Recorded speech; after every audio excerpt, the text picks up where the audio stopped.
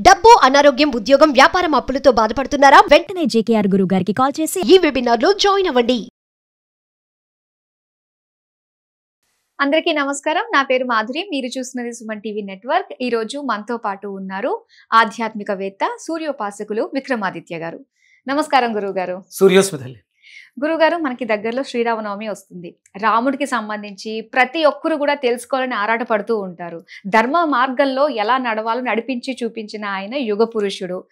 ఆయన లాంటి ఆయన ప్రతి అమ్మాయి కూడా కోరుకుంటూ ఉంటుంది, ఇలాంటి భర్త కావాలి అని చెప్పేసి, ఇలాంటి కొడుకు కావాలని చెప్పేసి, ఇలాంటి తండ్రి కావాలని చెప్పేసి ప్రతి ఒక్కరు కోరుకుంటూ ఉంటారు. అయితే ఈ శ్రీరామనవమి రోజున శ్రీరాముడు గురించి ఎన్నో విషయాలు తెలుసుకోవాలండి. ఆయనకి సంబంధించి ఇటీవల చాలా కాంట్రవర్సీస్ కూడా వస్తూ ఉన్నాయి. రాముడు మాంసాహారం తిన్నాడు అని. ఒక డౌట్ అండి, క్షత్రియుల ధర్మం ఏంటి అంటే వాళ్ళు నాన్ వెజ్ తినచ్చు, ఖచ్చితంగా చేయాల్సిందే అంటూ ఉంటారు. అందులో తప్పే ఉంది అని చెప్పేసి అనిపిస్తూ ఉంటుంది. ఇలాంటివి ఇంకా చాలా ఉన్నాయి. మనం మాటల్లో ఇవన్నీ కూడా, నా సందేహాలన్నీ కూడా నివృత్తి చేసుకుంటారు. తప్పకుండా తల్లి, తప్పకుండా. నిజంగా అందరికీ కూడా చూస్తున్నటువంటి మన కుటుంబ సభ్యులు, మనల్ని ఆదరిస్తున్నటువంటి మన కుటుంబ సభ్యులందరికీ కూడా విశ్వావసునామ సంవత్సర ఉగాది తర్వాత వస్తున్నటువంటి శ్రీరామనవమి శుభాకాంక్షలు. ఉగాది జరిగింది, అదొక పండగగా జరుపును. పాడ్యమి తిథి ప్రారంభం మనకు ఉగాది. ఇప్పుడు 9వ రోజు. ఇక్కడ నుంచి అంటే ప్రకృతి అంతా పరవశిస్తూ ఎదురు చూస్తున్నటువంటి సమయం రాముల వారి జన్మదినం, శ్రీరామ నవమి కదా. అంటే ఎంత అంటే అప్పట్లో, అంటే శ్రీరాముల వారు జన్మ తీసుకున్న సమయంలో ప్రత్యక్ష భగవాను అనేటువంటి సూర్యనారాయణమూర్తి వెలుగుని, అంటే సూర్యాస్తమయం తర్వాత మనకి చీకట్లు వస్తాయి కదా, అసలు 30 రోజుల పాటు చీకటే కానరాలేదంట. ఆయన అలా వచ్చి రాముల వారి ముగ్ధ మనోహర రూపాన్ని చూస్తూ మరిచిపోయారు, ఉండిపోయారు. భారతదేశంలో అయోధ్య నగరంలో, మనకి అయోధ్యలో సూర్యకుండం అని ఒక కుండాన్ని చూపిస్తూ ఉంటారు. అంటే అంత ముగ్ధ మనోహరమైనటువంటి రూపం. అంటే ఆయన్ని మనం విష్ణు స్వరూపుడుగా రామజన్మ తీసుకున్నారు. అంటే విశ్వం అంతా కూడా భగవత్ స్వరూపమే. ఇందులో ప్రత్యేకంగా ఒక రూపాన్ని రాముల వారు తీసుకున్నారు.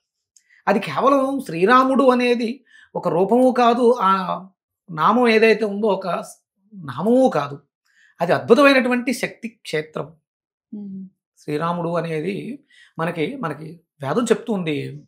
ధర్మం ఏంటి అంటే ఒక ధర్మానికి ఒక రూపాన్ని తయారు చేస్తే అది శ్రీరామచంద్రమూర్తి.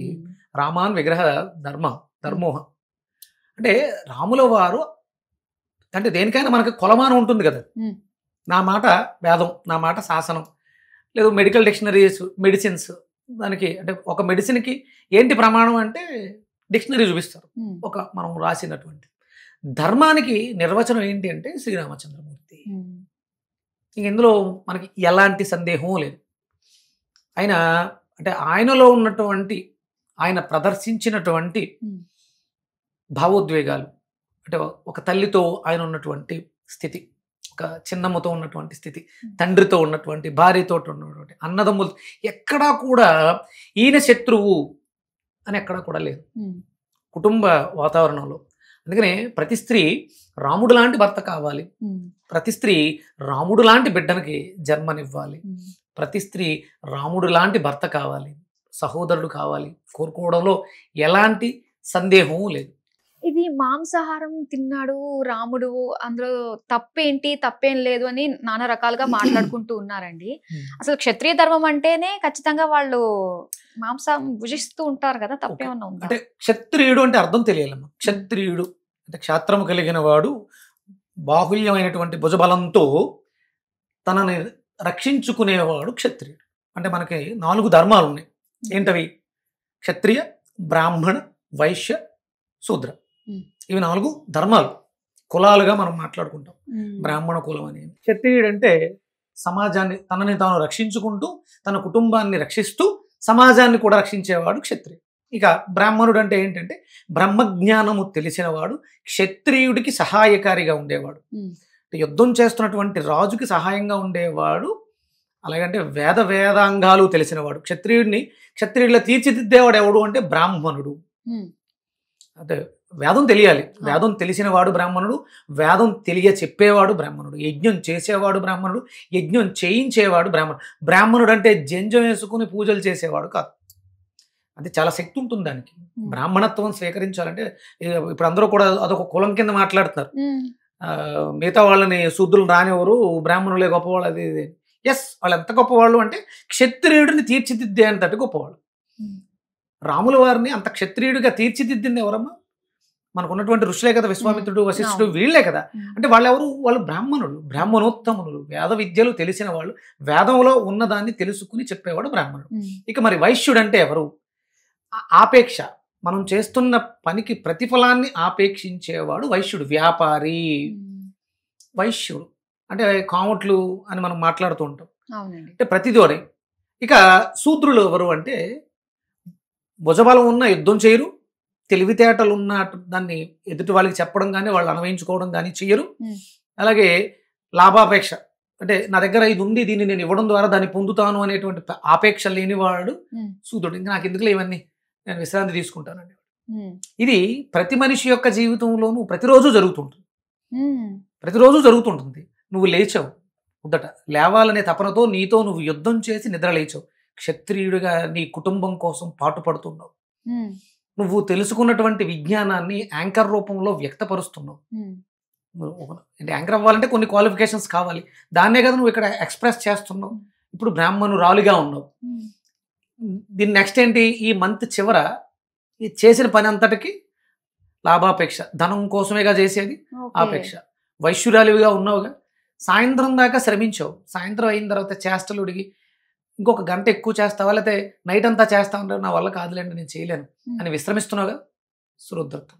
ఒకే రోజులో ఉదయం నుంచి సాయంత్రం దాకా ప్రతి మనిషి కూడా క్షత్రియ, బ్రాహ్మణ, వైశ్య, శూద్రులుగా ఉన్నాం. ఇవి బయటకు తీసుకెళ్ళినప్పుడు ఇలా చేసేవాళ్ళని, అంటే సోమరిపోతులు పని చేయలేరు, కేవలం తన కాళ్ళకి బలాన్ని పని చేసేవాళ్ళని శూద్రులు అన్నారు అంతే. వాళ్ళకి మెదడుతో పని లేదు, బలంతో పని లేదు, యుద్ధం చేయాల్సిన అవసరం లేదు, శక్తిని శ్రమింపచేసి వచ్చిన దాంతో తృప్తి పడతారు. వ్యాపారులు వచ్చిన దాంతో తృప్తి పడక ఇంకా బాగా వ్యాపారం చేయాలి, ఇంకా ఎక్కువ వ్యాపార ఆపేక్ష ఎక్కువ ఉంటుంది, లాభాపేక్ష అధికంగా ఉన్నవాళ్ళు వ్యాపారులు.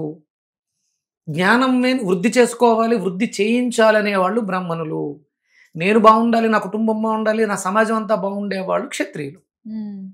ఇప్పుడు ఇక్కడ ఎవరు మాంసాహారాన్ని తినాలి? ఇదంతా ఇంటర్లింక్ గా ఉంటుంది. ఇది వేదం ఇలా చెప్తూ ఉంటుంది. వేదం ఎక్కడా కూడా జీవహింస చెయ్యండి, దాన్ని భుజించండి, క్షత్రియులైతే తినాలని రూల్ ఉంది ఎక్కడైనా? అంటే వాళ్ళు సమాజాన్ని కాపాడాలి, యుద్ధాలు చేయాలి, ఇదంతా చేయాలి అంటే వాళ్ళకి కండబలం కావాలి, కండబలం మాంసాహారం నుంచి వస్తుంది అని చెప్పేసి అంటూ లేదమ్మా. ఇప్పుడు అంటే బాగా శక్తివంతమైనటువంటి జంతువుల్లో మనకున్నటువంటి, మనం చూసేటువంటి జంతువుల్లో బాగా శక్తి కలిగిన జంతువు ఏది? సింహం. అది మాంసాహారం విపరీతంగా తింటుంది కదా. అలాగే పులి, లేడేమో గడ్డి గాదులు అవన్నీ తింటూ ఉంటుంది, ఏనుగు కూడా గడ్డే తింటుంది. సింహం ఎదురుగుండా వచ్చి ఏనుగుని కొట్టగలదా? సింహము ఎదురుగా వచ్చి ఏనుగని కొట్టగలదా? కొట్టలేదంటారా? కొట్టలేదు, సమస్య లేదు. వెనక నుంచి దెబ్బ కొట్టాలి. జింక ముందు పరిగెడుతుంది, పులి వెనకాల పరిగెడుతుంది. ఇది ఓడిపోతే, అలిసిపోతే తప్ప దొరకదు, దాని టైం అయిపోతే తప్ప దొరకదు. ఇప్పుడు ఇక్కడ వెజిటేరియన్ బలంగా ఉన్నారా, నాన్ వెజిటేరియన్ బలంగా ఉన్నారా? అవును కదా, వెజిటేరియన్ బలంగా ఉన్నారని అర్థమవుతుంది. తొండం వచ్చి ఒకటి కొడితే సింహం వస్తుంది, అందుకని వెనకాల వచ్చి వెనకాల మాత్రమే దెబ్బేస్తాయి. ఏ జంతువు అయినా సరే తనని తాను కాపాడుకోవడానికి వెజిటేరియన్సే బాగా పరిగెట్టగలుగుతారు. యానిమల్స్ లో లేడీ, దుప్పు ఇవన్నీ ఉన్నాయి కదా, చాలా విపరీతంగా పరిగెడతాయి, పుల్లు పట్టుకోలేవు, ఇంకా పులి అలసిపోతుంది. దాని కర్మగాలి దారిలో ఏదైనా అడ్డొచ్చో పడో దొరకాలి తప్ప, అంటే బలం కావాల్సింది శరీరానికి కాదమ్మా, బుద్ధి బలం. అది శాకాహారంలో ఉంది, అది వేదం చెప్తుంది. క్షత్రియులు అన్నంత మాత్రాన మాంసం తినాలి అని చెప్పిన వాళ్ళందరూ దుర్మార్గులు. అంటే ఇవన్నీ, ఇలాంటివన్నీ కూడా నానుడిలన్నీ మధ్య మధ్యలో వచ్చాయి కదా, కల్పితాలు. ఇవన్నీ కల్పితాలు. వేదంలో అంటే వాల్మీకి రామాయణం వేదం కాదు, వాల్మీకి వేదాన్ని తెలిసిన వారు కాబట్టి రాముల వారి చరిత్రని అద్భుతంగా రాశాడు. అందులో ఎక్కడా కూడా ఆయన మాంసాహారి అని చెప్పలేదు. ఇవి కొంతమంది అంటే సంస్కృతం తెలిసి ఉండాలి, వ్యాకరణము, సందులు, సమాసాలు పూర్తిగా తెలుసుంటే తప్ప ఆ శ్లోకాన్ని విడగొడితే అందులోంచి వచ్చే అర్థాలు ఒక సంస్కృత పదానికి 100 అర్థాలు వస్తాయి. దాన్ని నాకు అనుగుణంగా అన్వయించేసుకుని రాములు క్షత్రియుడు కాబట్టి ఒకే మాంసం తినుంటాడు. మాంసోదనం అంటారు. మాంసోదనం అంటే మాసోదనం, అది మాసములు అంటే తిలలు, ఓదనం అంటే మినువులు, వీటితో చేసిన పదార్థాలు తింటారు. దాన్ని ఆ విడగొట్టడం చేతకాక ఎవరో చెప్పిన తాత్పర్యాన్ని చూసుకుని చదివేసి యూట్యూబ్లో చెబితే అన్యమతస్తులు దాన్నే పట్టుకుని రాముడు మాంసం తిన్నాడు. నాకు తినాలనిపిస్తే తింటాను. రాముడు గురించి ఎందుకు అంటగట్టడం? సరే, ఆయన ఏం తిన్నారో ఆయన సమస్య లేదు. రాముల వారు మాంసాహారి కాదు. ఆయనకు అద్భుతమైనటువంటి గుణాలు ఉన్నాయి కాబట్టి త్రేతాయుగం నాటి శ్రీరామచంద్రమూర్తిని ఎప్పటికీ మనం తలుచుకుంటున్నాం, మాట్లాడుకుంటున్నాం అంటే ఆయన ధర్మానికి ప్రతిరూపం కాబట్టి ఆయన ధర్మం చేయరు. ఇంకో విషయం ఏంటంటే అండి, అసలు శ్రీరాముడు ధర్మాన్ని అనుసరించే ప్రతి ఒక్కళ్ళతోటి చాలా మంచిగా ఉంటారు అని చెప్పేసి విన్నా. అంతా బానే ఉంది. కానీ సీతని ఏలుకునేటప్పుడు, అమ్మవారిని ఏలుకునేటప్పుడు చాకలి నిందకి కట్టుబడి ఎందుకు ఆమెను ఏలుకోలేదు అని చెప్పేసి ఇది ఇప్పుడు మనం మళ్ళీ వెనక్కి వెళ్తే ఎంత మాట్లాడుకున్నాం కదా, మాంసం గురించి ఏదైతే జరిగిందో అదే జరిగింది. వాల్మీకి రామాయణాన్ని పరిపూర్ణంగా చదివితే పూర్తిగా రామచంద్రమూర్తి ఆ తప్పు చెయ్యలేరు. ఆయన ధర్మాత్ముడు కాదప్పుడు. ఒక సాకలివాడి మాటకి ఆయన అలా విడిచిపెట్టాడు అనేది ప్రక్షిప్తం మాత్రమే. దాన్ని పూర్తిగా వాల్మీకి రామాయణాన్ని, సంస్కృతాన్ని పూర్తిగా తెలుసుకున్న వాళ్ళు, అంటే ఇప్పుడు నేను సంస్కృతం నేర్చుకుంటున్నాను, వేదాధ్యయనంలో ఉన్నాను, అందుకనే కొన్ని విషయాలు సేకరించాను కాబట్టి మాంసం గురించి ఇంత గట్టిగా మాట్లాడుతున్నాను. మీరు అడిగిన ఆ ప్రశ్నకి త్వరలోనే, అంటే సీతాదేవిని అంత కఠినంగా తీసుకెళ్ళి అరణ్యంలో విడిచిపెట్టడం అనేది జరిగి ఉండదు. ఇంకోటి ఏదో ఉండుంటుంది, దానికి కారణం కూడా ఉంటుంది.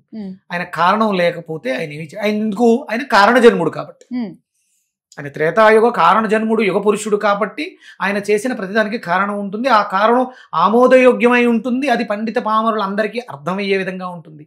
ఇప్పుడు ఇవన్నీ కూడా మనం కల్పితాలుగా మాట్లాడుకుంటాం. ఒక చాకలివాడు మాట్లాడిన మాట, అంత ధర్మాత్ముడైనటువంటి ఇప్పుడే మనం మాట్లాడుకుంటాం. అప్పుడు ఉన్నవాళ్ళు ఇంకా ఎంతగా పూజించి ఉండేవారు ఆయన్ని. కాబట్టి ఇవన్నీ కల్పితాలు అయి ఉంటాయి తప్ప ఆయన అలాంటి వాడు కాదు. ఈ శ్రీరామనవమి మనం పురస్కరించుకుని, ఇది విశ్వావసునామ సంవత్సరం విశేషంగా ఉంటుంది. అందరూ రామనామ సంకీర్తనలతో, అంటే కేవలం ఏదో నోటికొచ్చినట్టు మాట్లాడేయడం కాదు, శ్రీరామాయణాన్ని, వాల్మీకి రామాయణాన్ని పూర్తిగా చదవడానికి ప్రయత్నం చేయండి. దాంట్లో తప్పులు ఉంటే రాముడు ఎందుకు ఎలా చేశాడో అని రీసెర్చ్ చేయండి. తెలిసిన వాళ్ళని అడగండి, చెప్పేవాళ్ళు చాలా మంది ఉన్నారు. సంస్కృతం తెలిసిన వాళ్ళ దగ్గరికి వెళ్ళి ఆ పదాలని విడగొట్టడం తెలిస్తే అందులో ఉన్నటువంటి అద్భుతమైనటువంటి నిగూఢ రహస్యం బయటపడుతుంది. అంతే తప్ప నోటికొచ్చినట్టు రాముల వారిని దూషించడం తప్పు. తెలియని విషయాలు మనకు తెలియదు, నేర్చుకోవడానికి ప్రయత్నం చేద్దాం. మనకు అర్థం కాలేదు, మన బుర్రలకి ఇంతే. శ్రీరామచంద్రమూర్తి అంటే అప్పటి నుంచి ఇప్పటి వరకు మనం మాట్లాడుకుంటున్నాం అంటే ఆయన చాలా గొప్పవాడై ఉంటాడు. ఆయనకు ఒక నమస్కారం. శ్రీరామచంద్ర ఆ గుణగణాలను నాకు కూడా ప్రసాదించని వేడుకుందాం. ఖచ్చితంగా అండి. శ్రీరాముడి గురించి, అలాగే ప్రతి ఒక్కరు కూడా శ్రీరామనవమి రోజు ఆ రామజపాన్ని స్మరిస్తూ ఉంటే, మీరు అన్నారు కదా, ఏదన్నా కూడా మనసులో ఉండే సమస్యలకి పరిష్కారాలు అన్ని కూడా ఆ నామజపంతోటే మనకు తెలిసిపోతాయని చెప్పేసి చాలా చక్కగా తెలియజేశారు. శ్రీరాముడు ఔన్నత్యం గురించి మరోసారి మా అందరికీ తెలియజేసినందుకు ధన్యవాదాలు. సూర్యోస్మితలే.